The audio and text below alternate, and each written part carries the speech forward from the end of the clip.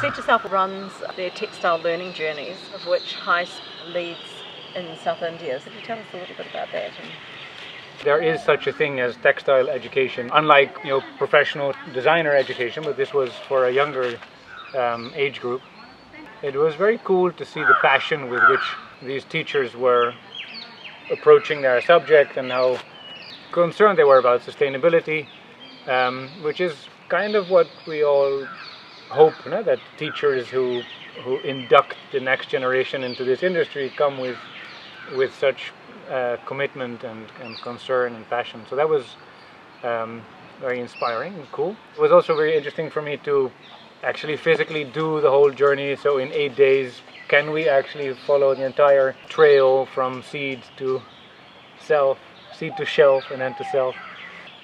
But no, for me, it was kind of all that we had in mind. Like, we had some rural experience, we had some hardcore industrial experience, we had some relaxing time away experience, Wildlife experience. Yeah, exactly. Yeah. Along, where were we going to when we saw that herd of elephants so right close through the Western Ghats in the Nilgiris. So they got to see firsthand how the farmers, the hardship of whether it's industrial farming but certainly organic farming. It can be hard. Of course. Yeah, and I think it's good for participants to be able to see that, because we are so disconnected from everything, our food, our clothes.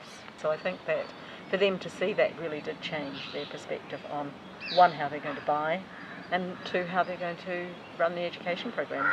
If they are curious and they want to understand, then this is a great opportunity to learn more, not just about what happens in the industry, but also about their connection with it. But I think the impact of what they saw profoundly changed them, like going to Tirupur.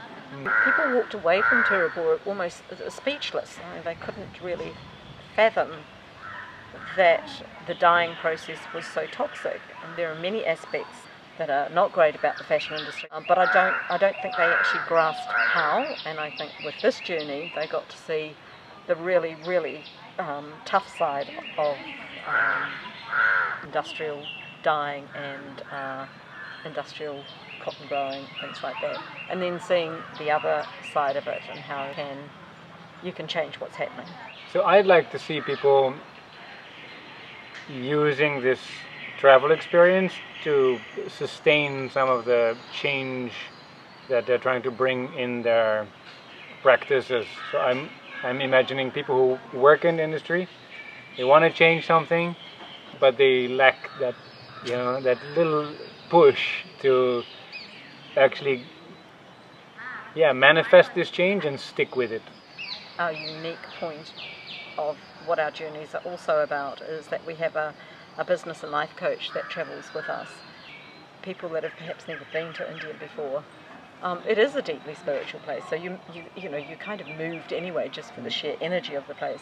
But then to see and experience what you experience, first of all trying to interpret that, but then also getting help in how you can create that change within your industry as well. So to have a coach on board that can do both, facilitate both of those things, is very unique, but for me very important, because I think that unless the change, your internal change is it's got to be authentic, it's got to be true, and it's got to be honest, because otherwise the change really is just, let's put it bluntly, bullshit, or it's greenwashing, or it's a great marketing. But to actually feel it and know it and sense it, I think to have that depth of change is what we need to change industries.